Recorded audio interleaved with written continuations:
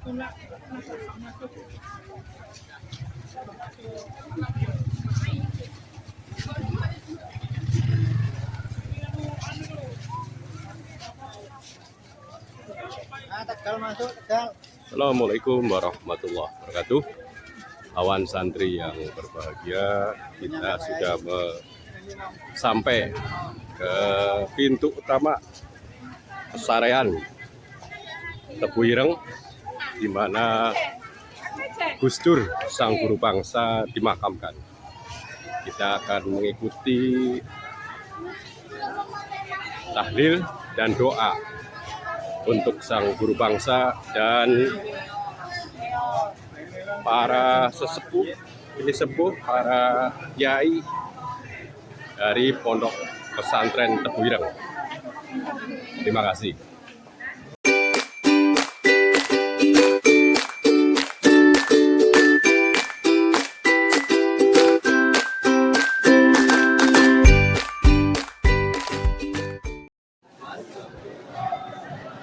Kita akan melihat makam Gus Dur dari dekat.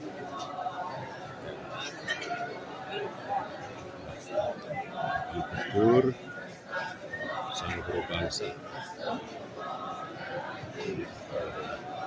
Kita bisa berziarah pada makam Gus Dur, Presiden keempat Republik Indonesia.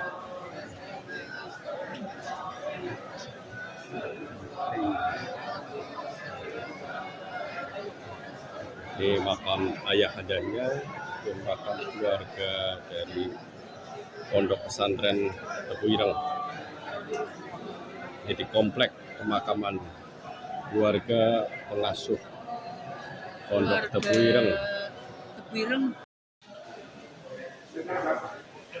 Gus Dur lahir pada tanggal 7 September 1940, kemudian meninggal pada atau wafat 30 Desember 2009. Abdurrahman Wahid lahir pada hari keempat dan bulan ke-8 kalender Islam tahun 1940 di Denanyar, Jombang, Jawa Timur, dari pasangan Kiai Haji Wahid Hasim dan Solehah. Ini sang guru bangsa kita, alhamdulillah kita akan berziarah. Terima kasih.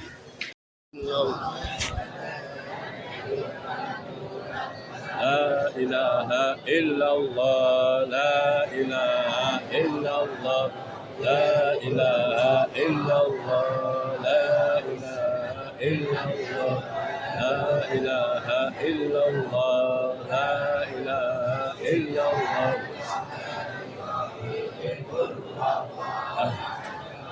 Illallah, la ilaha illallah, la ilaha illallah, la ilaha illallah, la ilaha illallah, la ilaha illallah, la ilaha illallah, la ilaha illallah, Muhammadur Rasulullah.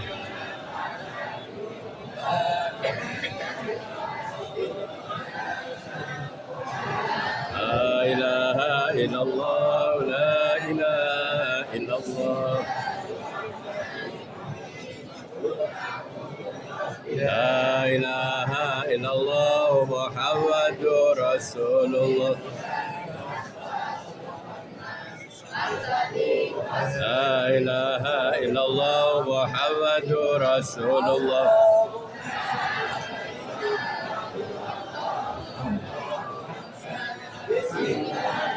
Allahumma sholli ala Sayyidina Muhammad, Allahumma sholli alaihi wasallim.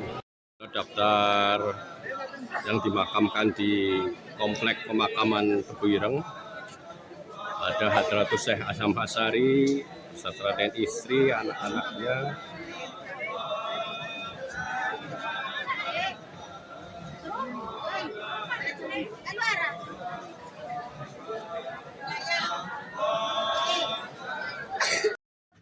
Ini kita akan minta fatwa dari Pak Kiai Haji Abdullah Musa berkaitan dengan ziarah ke Gus Dur Monggo Pak Yai.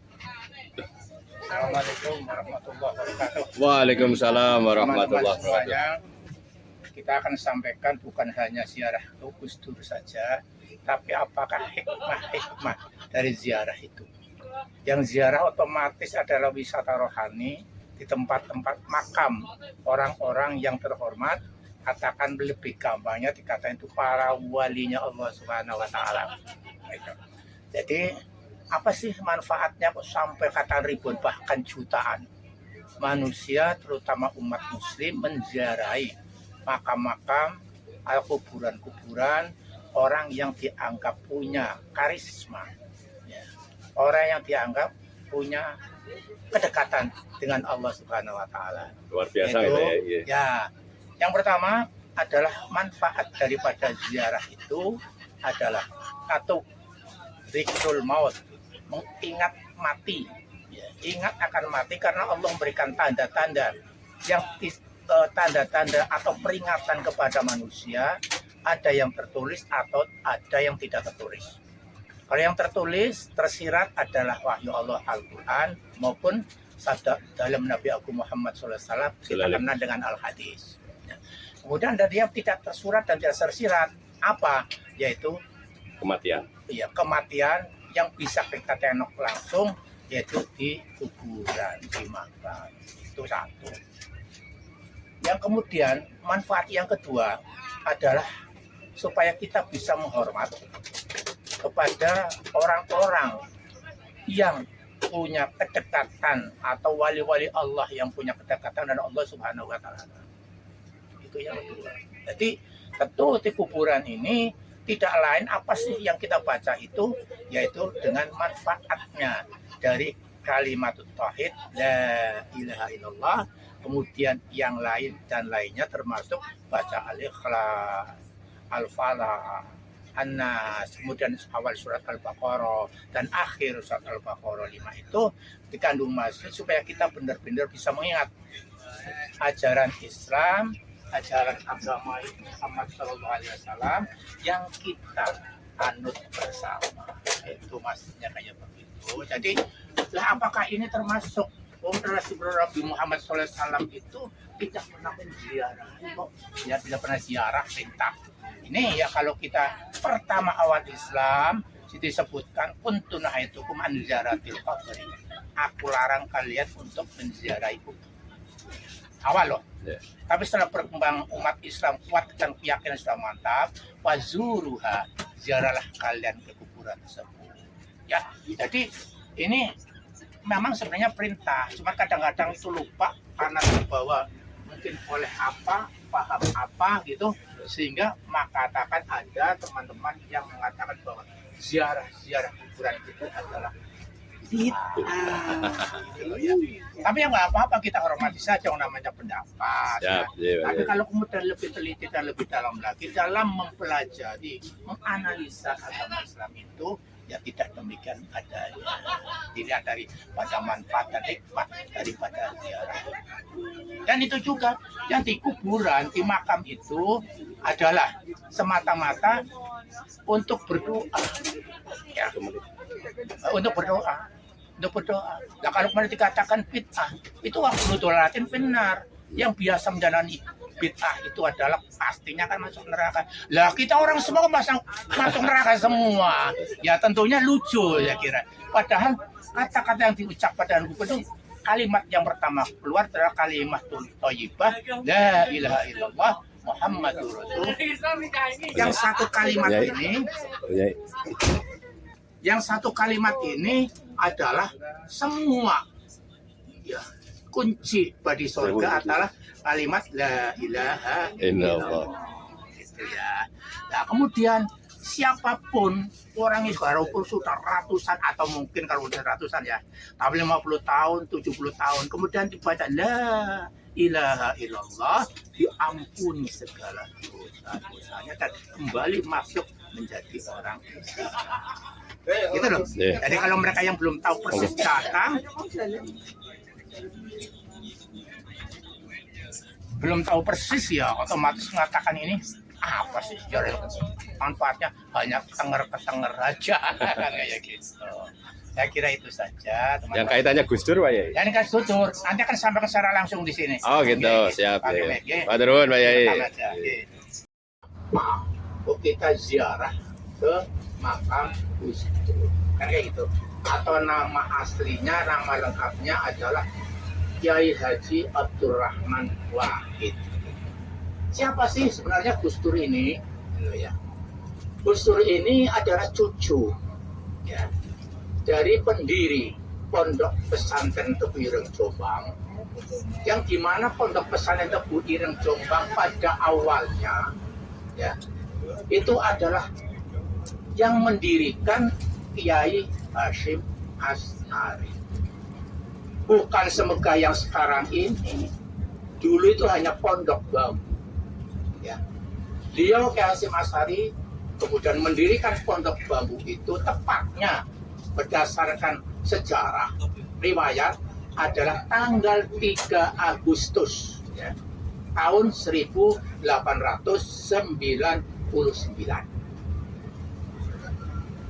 Itu saja yang datang menyantri istilahnya baru 8 orang. Kemudian setelah 3 bulan menambahlah menjadi 23 orang, berkembang dan berkembang sampai sekarang lebih baik lagi. Jadi kalau dihitung usia Pondok Tebu Ireng Jombang Jawa Timur itu sudah 123 tahun. Gitu ya. Saudara-saudara sekalian, nah kemudian kaitannya dengan masalah Gus Dur atau apa sih siapa Gus Dur itu tadi sudah disampaikan bahwa Gus Dur ini adalah cucu ya dari Hadratus Syekh Hasyim Asy'ari, pendiri Pondok Tebu Ireng Jombang, sekaligus juga pendiri dari Jam'iyah Nahdlatul Ulama yang kita kenal dengan N. Nah kemudian saudara-saudara sekalian, siapa sih bapaknya Gus Dur itu? Bapaknya Gus Dur adalah namanya Abdul Wahid, ya, putra pertama ya, dari Kiai Hasyim Asy'ari. Kiai Hasyim Asy'ari. Ya. Dan dikatakan lagi, ada yang mengatakan bahwa yang pertama bukan Abdul Wahid, tapi adalah Nyai Khairiyah yang tadi yang diadakan renovasi tempat parkir, yaitu namanya Pondok Pesantren Seblak, Kecamatan Dewek, Kabupaten Jombang. Yang pasti bahwa Bapak Haji Abdul Wahid ini adalah Menteri Agama yang pertama di Indonesia. Kemudian ini lahirlah kemudian Abdurrahman Wahid, anak yang pertama yang kemudian dalam kurun waktu perjalanannya yaitu menjadi Presiden Republik Indonesia yang keempat. Yang berapa? Keempat. Kalau tadi pagi sudah saya disinggung, kemarin malahan bahwa Abdurrahman Wahid ini adalah bapak bangsa atau yang lebih dikenal bapak tokoh pluralisme. Ya. Apa sih paham pluralisme itu? Pluralisme itu adalah secara luas dan umum bahwa pluralisme ini adalah menempatkan manusia, ya, bagaimana? Menempatkan manusia walaupun berbeda-beda, tetap itu makhluk Allah, punya hak dan kewajiban masing-masing, tidak melihat itu suku apa, agamanya apa, kayakkah atau tidak. Itu adalah ajaran dari school. Loh, terus itu ngambil dari mana? Apa dia pendapat pribadi itu? Tidak. Itu apa? Pendapatnya dalam menganalisa itu menjabarkan dari surat, ya. Surat, katakan surat Al-Hujurat ayat yang ke-13. Bunyinya A'udzubillahi minasyaitonirrajim. Ya ayuhan nas, inna khalaqnakum min dzakari wa untha waja'alnakum syu'uban wa qabaila lita'arafu. Inna akramakum 'indallahi atqakum. Al-ayat. Kalau diteruskan, innallaha alimun khabir. Saudara, apa artinya? Ya ayuhan nas, wahai umat manusia, inna khalaqnakum min dzakari wal untha. Aku jadikan kalian semua dari jenis laki-laki dan jenis perempuan. Wa ja'alnakum syu'uban wa qabaila, dan aku jadikan kalian itu bersuku-suku, berbangsa-bangsa. Apa kau jadikan kayak begitu? Tujuannya Allah adalah lita'arofu, supaya kalian saling mengenal, bareng-bareng bisa bersosialisasi satu dengan yang lainnya. Itu. Kemudian dalam ayat selanjutnya, inna akramakum indallahi atqakum, bahwa yang lebih mulia dari kalian semua wahai umat manusia adalah punggu sisi Allah. Di sisi Allah adalah akramakum indallahi atqakum, yang lebih takwa kepada Allah Subhanahu. Sekali lagi, bahwa lebih mulianya kalian semua bukan dipandang dari kecantikannya, kegagahannya, hartanya, kekuatannya, tidak. Tapi yang lebih mulia di sisi Allah adalah takwanya ya kepada Allah Subhanahu wa taala. Artinya apa? Mengikuti perintah-perintah Allah Subhanahu wa taala dan juga bisa mencegah larangan-larangannya.